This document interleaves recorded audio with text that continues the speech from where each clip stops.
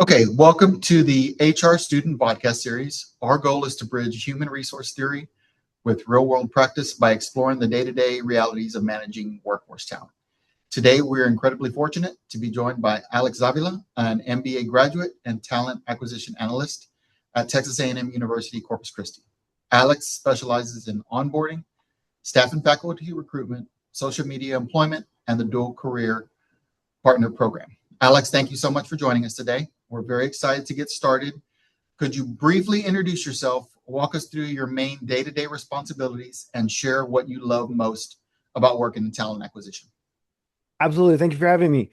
Um, like I said, my name is Alex Zavala. I am an alumni from this wonderful island university. And so it's very nice to have that islander impact, if you will, being able to, give back to the community that helped support me through my college career, um, and have that positive influence. So my day-to-day operations and responsibilities as a talent acquisitionist, so as you know, right through your courses and everything, there's a difference between recruitment and talent acquisition. So where recruiters, they're just looking for another body and, to put in the seed and, just, you know, numbers, if you will, right? Right. Talent acquisition, on the other hand, we look at the whole thing. We look at the entire search process holistically, and we have those one-on-one meetings with the hiring unit to ensure that we are supplying them, and I wouldn't even necessarily say supplying them, but promoting their recruitment effort in a more conducive and qualitative manner in comparison, right? Because we're looking at the long-term investment to this and hoping that these individuals stay with us for a very long time. Naturally, we understand that things happen and, that's a different conversation.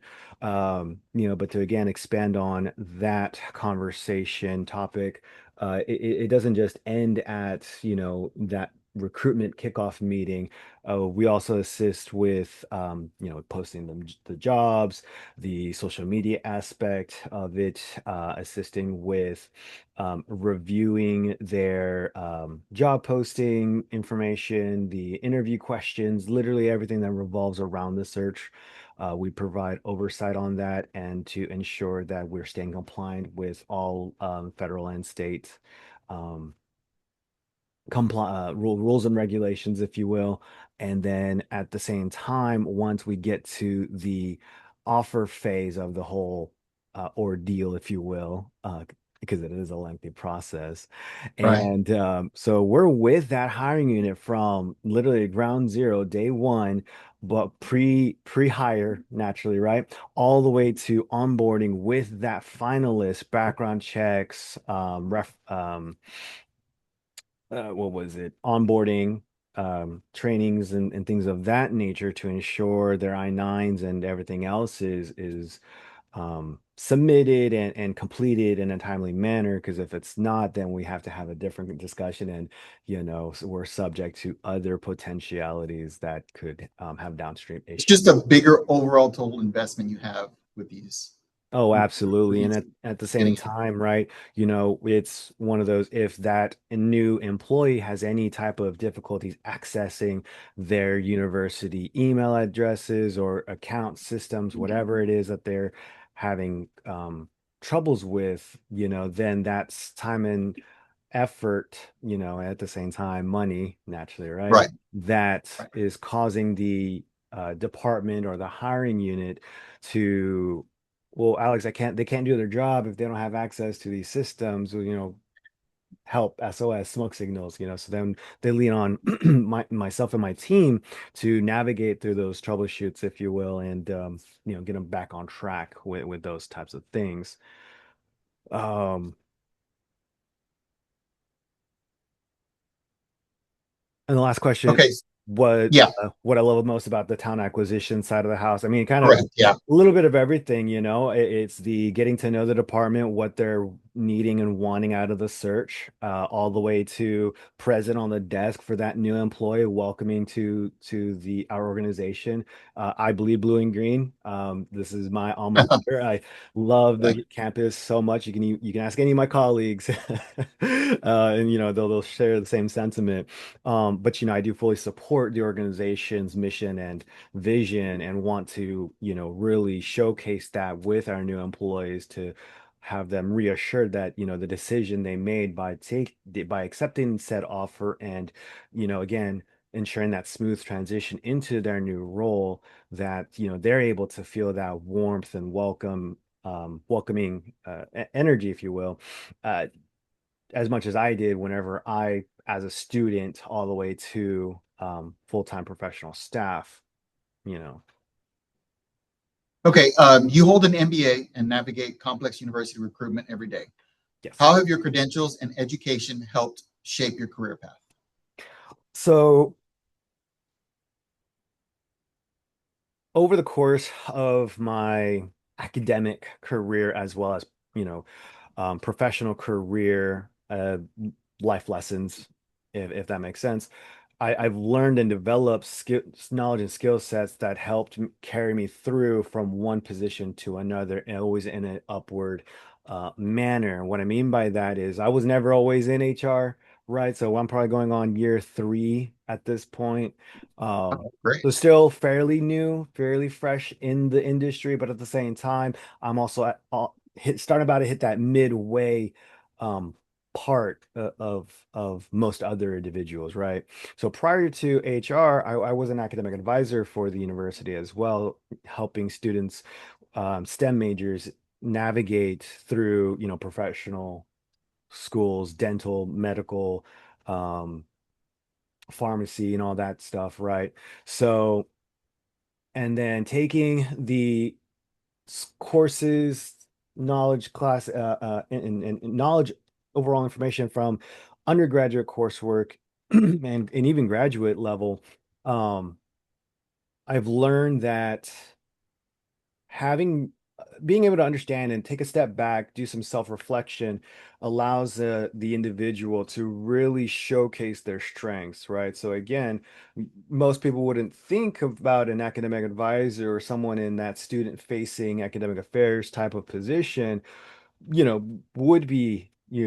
would even consider even transferring into an HR role, right? They may think of some other type of maybe customer facing, or even staying within higher education on the academic affair side of the house, right? However, circling back to undergrad, I was a student recruiter, student worker, basically, Okay. just recruiting students to the university, trying to, share my love of campus with them, and trying to, get more students to enroll at, the Island University. And so I was always intrigued and attracted to the recruitment side of HR, right? And fast forward, I had that opportunity come up, took advantage of it, submitted the application, and really dug deep, looked at myself and all the years of experience and everything that I had accumulated to, well, how can I translate this into the role that I'm going into, right? And it's that first impression is your application, right? So you always want to put your best foot forward, have, if you have a career and professional development center like we do, have them go back over with that information with you to, polish it up, make you the best you can going into that, as well as even if you're able to practice those mock interviews and really, again, showcase that again. So taking all this accumulated experience and knowledge going into it, that's what's actually been able to for me to continuously progress forward through my growth here at the university. Okay. Did a specific personal or professional experience inspire you to pursue a career in human resources? So that would kind of circle back to um, my anecdote about my undergraduate student worker Right. time frame, right? As a uh, student employee that worked very closely with our admissions counselors. I worked side by side with them, trying, and working with mostly non-traditional students. So basically your transfer students, returning students, and everybody in between to encourage them to come back to the university, finish their degree and so on and so forth.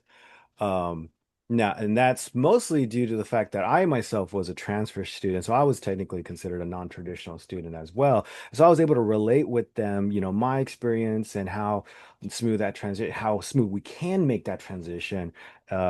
Again, further showcasing that they're not by themselves. They're not alone in this Not alone in this journey. process. Right, exactly. Sharing those anecdotes of what I went through and how positive of an experience that I had with our campus and everything, and you kind of again reassuring them that this is a solid decision. Uh, Yeah. you won't regret it, kind of thing. Okay. Looking at your current job with Tamu CC, how do you see the traditional role of HR shifting due to the rapid introduction of AI?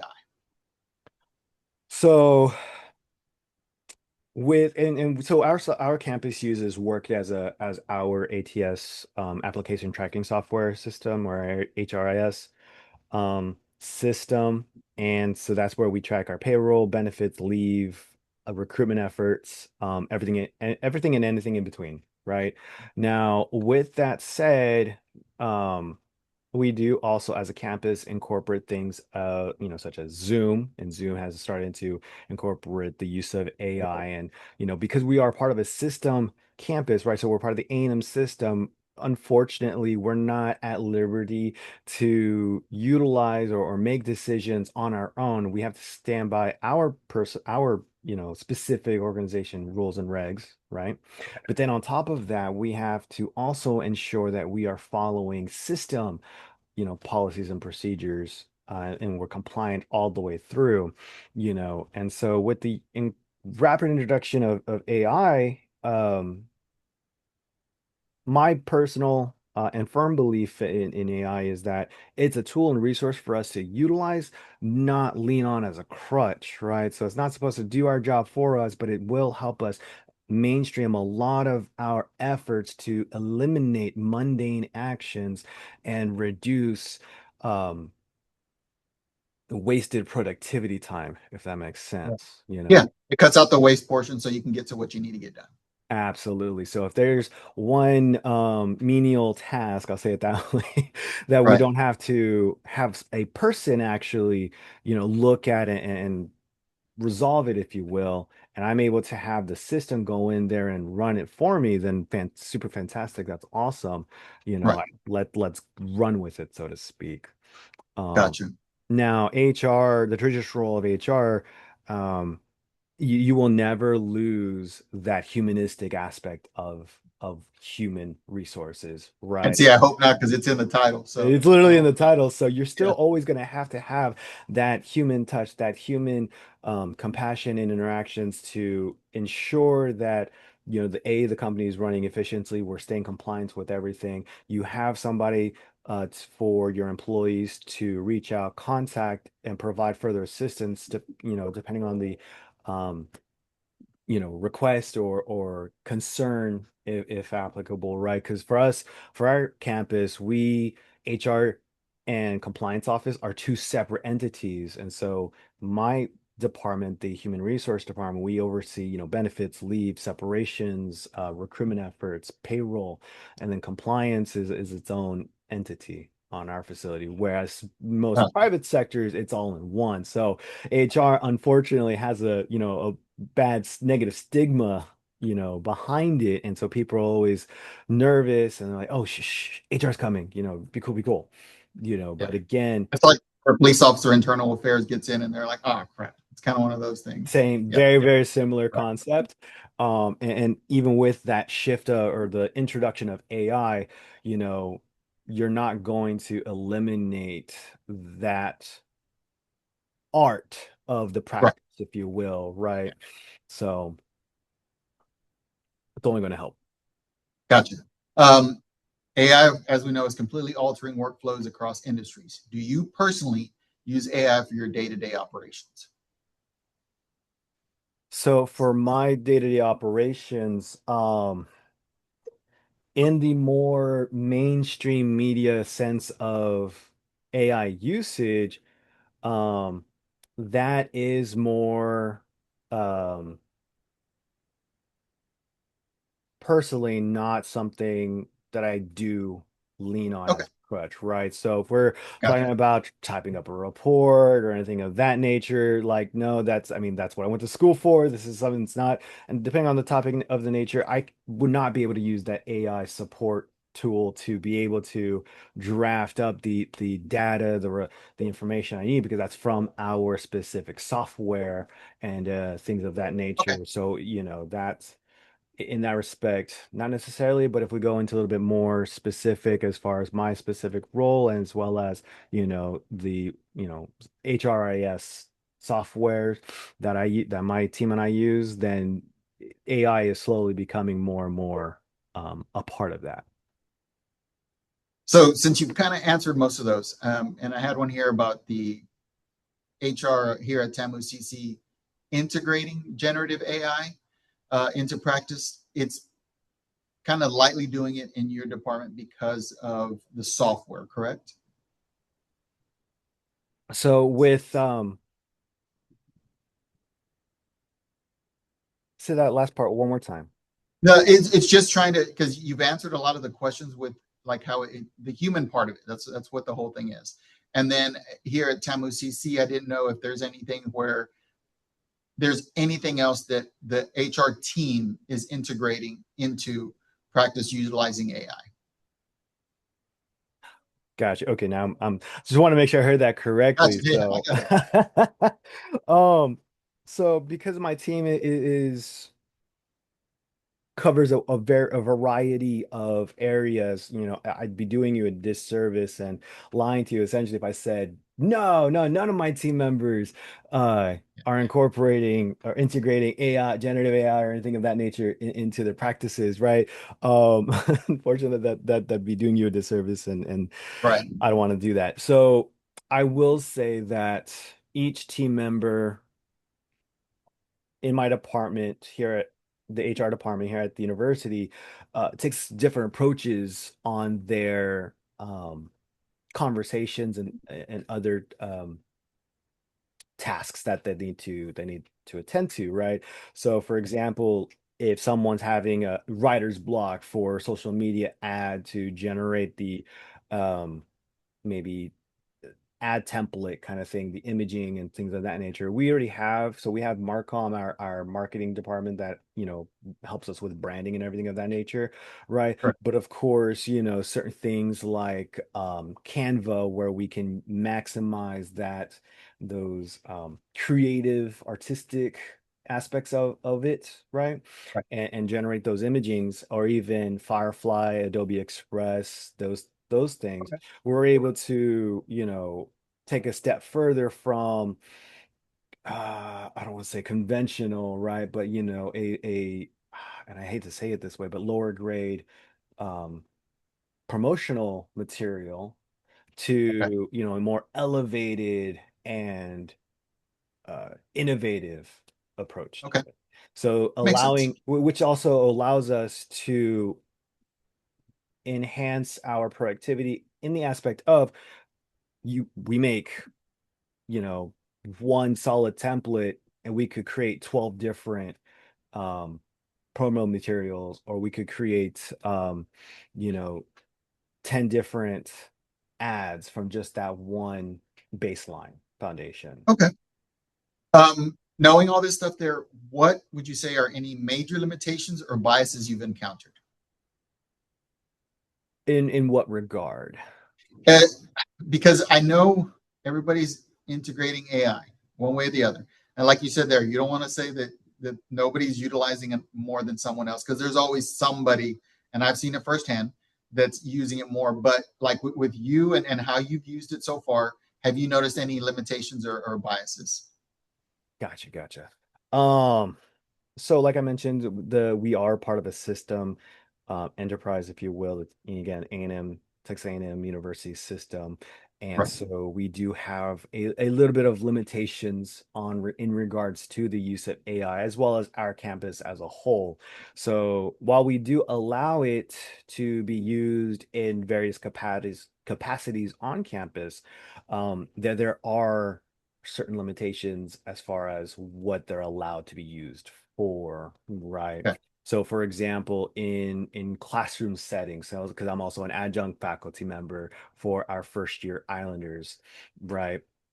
And I don't deny them the use of AI. However, I try to encourage them to utilize it and view it as a resource tool in their toolbox and something that they can tap into if they run into, like I said, those writer's blocks. So sorry. Clearly, it's that time of the day. Um, and or they have this big amount of data to decipher, and they needed to be broken down into a more comprehensible format for them, things of that Gotcha. nature. um I always try to help direct or navigate into a learning opportunity, versus Okay. trying to create any more restrictions or limitations. But of course, Gotcha. students, especially first year students, they don't, they're still adjusting. There's a lot of things that go on in that conversation. And so they're not able to really grasp the severity of Right. AI usage in the classroom and things of that nature. Take a I step got further, you take that into the workplace, right? And then you present this nice, pretty report, 60 pages you. thick, and then, you know, the boss comes out and says, "Hey, Alex, this is great. I love this information. I'd love to do a one-on-one and go more in depth on that with you." And then you come back and be like, "Oh, oh man, what's in that paper? I Now don't." you got to read that 60-page report Now yourself. you exact Yeah. and the thing is that if you don't understand what that information that was produced, then Right. that's hot water. And the biases of AI that I've encountered, the convenience. It's such a huge convenience. And Yeah. so, while some individuals may, view it as, well, that's how you get Skynet. Um, Yeah. of course, you're always going to have those individuals where, and myself, because I like to lead by example, I have written out a 300-page paper on some random topic for my students, ran it through an AI detector, and because of the way I write, it acknowledged that as a AI generated document when Right. that was not the I case. think there's a lot of us that have experienced that. I know somebody else, which, like I said, I track everything I do, but at the same time, when they're reading it wrong and they think it was AI generated, that makes me feel great because you're saying that that's how well I did it. So I take that, but then I just keep it as in case anything ever. I don't ever want to be accused of it. That's the biggest thing, is any false accusation of using AI when I worked so hard to not try to incorporate it. Yet now, more than anything, it is. So it's kind of one of those things. So I completely understand what you mean by that. That makes a lot of sense. So talent acquisition is one of the things you deal with, and it has to be very competitive. What specific strategies are you currently using in recruitment for potential job applicants, and where are you experiencing the most significant talent shortages right now? That's a good question. Specific strategies, probably more of a mixed approach. I'm very much an individual that does the homework, looks into how other campuses or organizations promote their job listings, right? Right. I look and this is one thing they always tell you not to do, compare yourself to others, right? But, to again improve our practices, to improve what we're doing and, grow from it, if you will. I always like to see where are we at with the way our materials being published in comparison to some of these other campuses and how we can, either I don't want to say match, but always exceed their Right. performances, right? Naturally, no one's going to be ever no two places are going to be ever be the same. They may use similar softwares, and that's how you'll get certain similarities and things of that nature. But of course, is well, how can I make this job posting? How can I make this recruitment effort more attractive to the specific targeted audience, right? So first is going to be your I don't say your catchphrase, but your Attention getter. the attention getter, which in these Yeah. cases are going to be the title of the position. Right. During those recruitment kickoff meetings that we have with the supervisors, that's where we kind of have that talk of, well, what's the purpose of this position? What are they going to be doing? And how do you want this position to be, posted as, right? Is this going to be a program manager three, or do we need to be specific with it due to the roles and everything of it? Or are we just going to have it? Are we going to do a range with this? Is it how are we going to have to do a tiered level search? Is this going to be a level 1 to 2, or so on and so forth, things of that nature? And so ensuring that not only, and that's just a starting line, right? Just the title. Right. If it's not attractive to somebody, um, or if it sounds overzealous, if that makes sense, then it's like, well, this is the grand title. You're asking me to do this laundry list of duties and Yeah. responsibilities, Additional duties. Yeah. and then just for this small little salary price, Yeah. Alex, can we talk about that? You know, That makes a lot of sense. how's help me understand that, But that's the so biggest thing is you're doing, and I'll put it to this. It's like when they go and they show you the picture of the hamburger, and on it looks amazing, and you see all the seeds and the steam coming off, and then when you get it, it doesn't look that same way. So that's where it seems like a lot of it comes from, I guess. uh, a lot of and so just to kind of give some context as to my approaches to a lot of my practice is that so my I come from my family hails from the um Okinawa, Japan.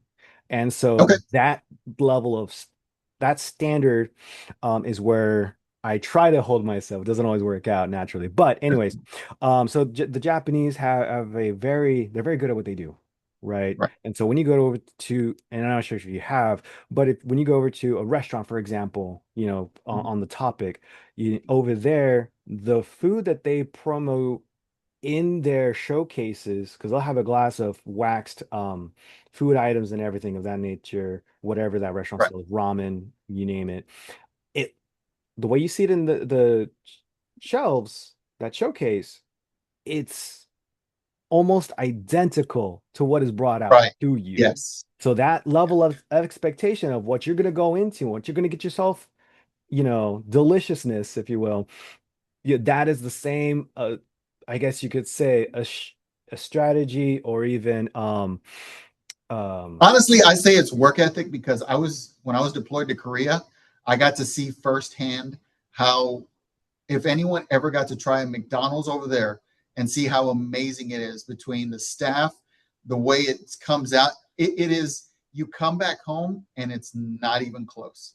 And people absolutely. don't get that. But like I said, when I got to go, and that was one of the few luxuries is when I got to go in there and that Burger King, any place you go, it is the way it was supposed to be done. It was just a man, like you can grab fries, they're burning hot. Your nuggets were the freshest I've ever eaten in my life.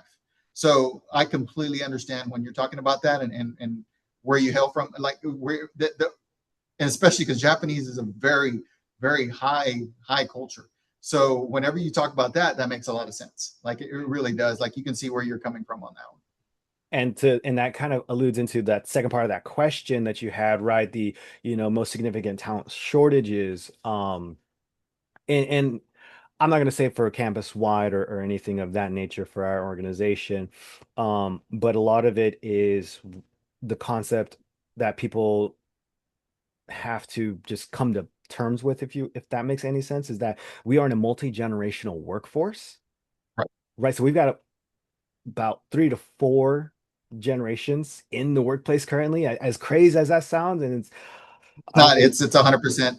You're right. You're and I 100% don't want right. to say it's unprecedented, but it's, it's new to us. We're not familiar with it. And even if we did, it wasn't on our radar beforehand, right? So having the older generations come into the conversation and fully understand what it means to play on the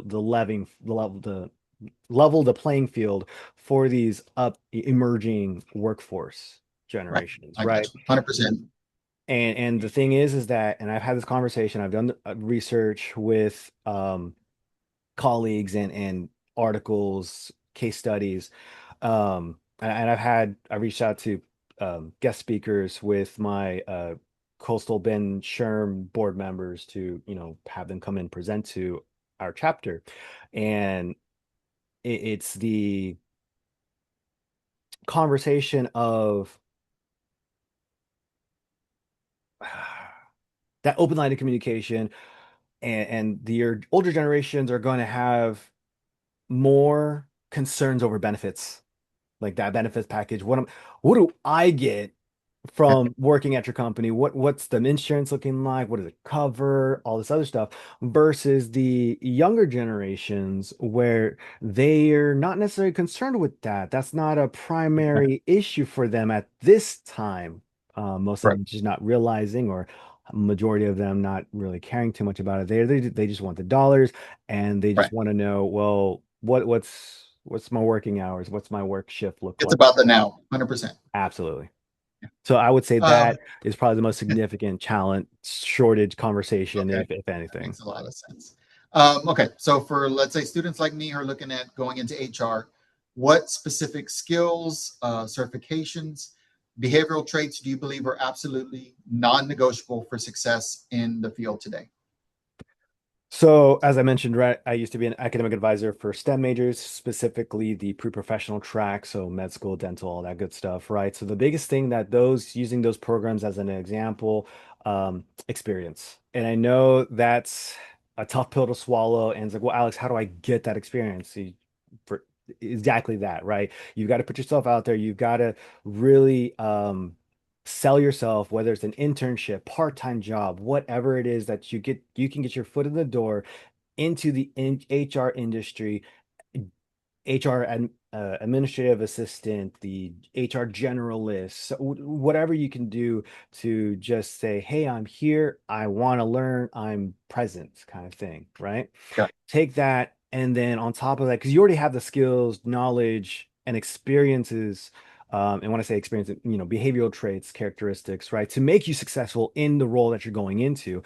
A lot of people don't understand what that looks like because it's not tangible. It's not something that they can touch, feel, and see with their own eyes. It's very Right. much internal. It's very much, as I mentioned before, that taking a step back, doing that soul searching, really doing a lot of self-reflection. Again, I'm not telling you anything that I haven't done myself, not telling you that doesn't also work, right?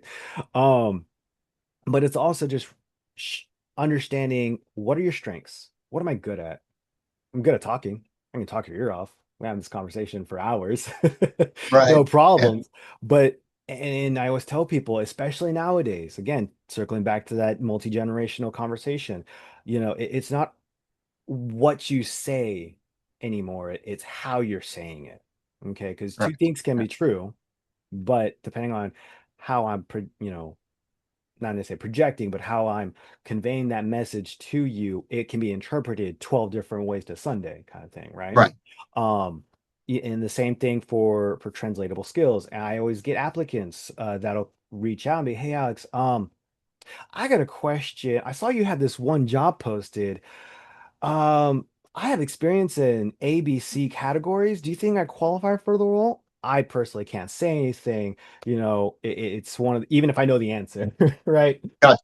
I, Gotcha. because I'm not the one that's hiring the person for Yeah. that role specifically. I help facilitate and coordinate the behind the scenes, the process of it all, but I'm not the one who's actively looking for that person. The hiring unit is the one that conducts the interviews and everything of that nature. I just make sure that they don't, say something inappropriately during the interviews or anything of that nature, because we have Senate Bill 17 that with that DEI ban, we can't, afford to jeopardize it I and, got compliance yeah.